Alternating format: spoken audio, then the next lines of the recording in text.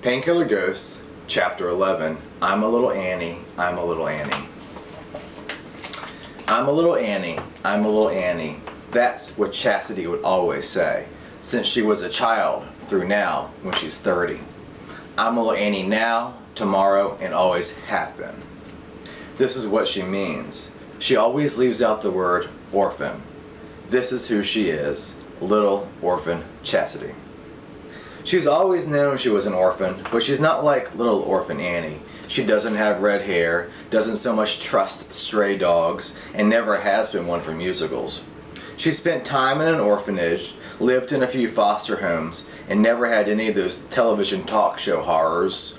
No abuse. All the homes clothed her and fed her, but she always felt alone in the middle of things. This is what she is, a virgin. This is what she says. I'm a little Annie. She never screwed around, and never do I. Besides, there are too many kids in the world. I don't want a chance making another. I'm happy not having any relatives, any blood relatives. I'm happy being an orphan. Chastity's a little Annie. That's how she is now. That's how she has been, and that's how she wants to remain, a little Annie. Orphan. She's orphan Annie, without the dog, and without the songs, and without the rich bald foster dad, although having more than just a few pennies in the bank would be nice.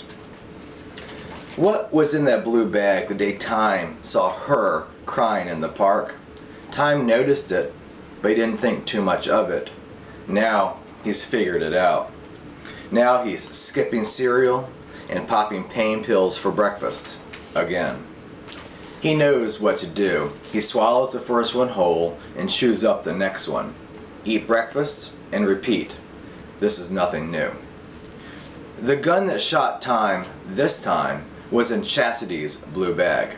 She'd never seen him before. She'd never seen him till she looked up, and there he was on the sidewalk, camera bouncing, lens down, his knees buckling, blood on the sidewalk.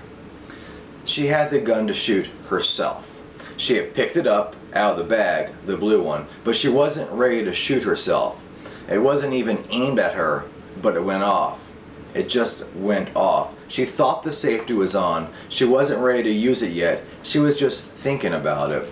But it went off, and it scared the breath out of her. Her red eyes saw the blue smoke. She saw the man she shot. She saw his knees shaking, and she had shot him. She got up, unnoticed, and walked through the trees away from Time and headed towards the pond.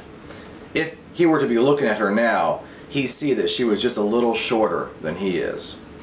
At the edge of the pond, she threw the gun in. She stuffed her blue bag in a metal trash bin down the path. She started to run.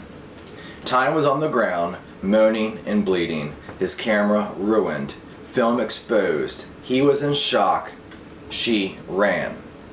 Time was taken to the hospital. He was in and out of consciousness. He heard the sirens of the ambulance. He smelt his old dog, the one that died years ago.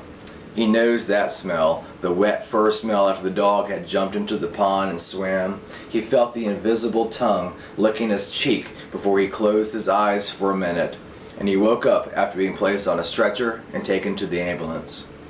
When the doors shut, he heard a faint whimper and the jingle of the collar again.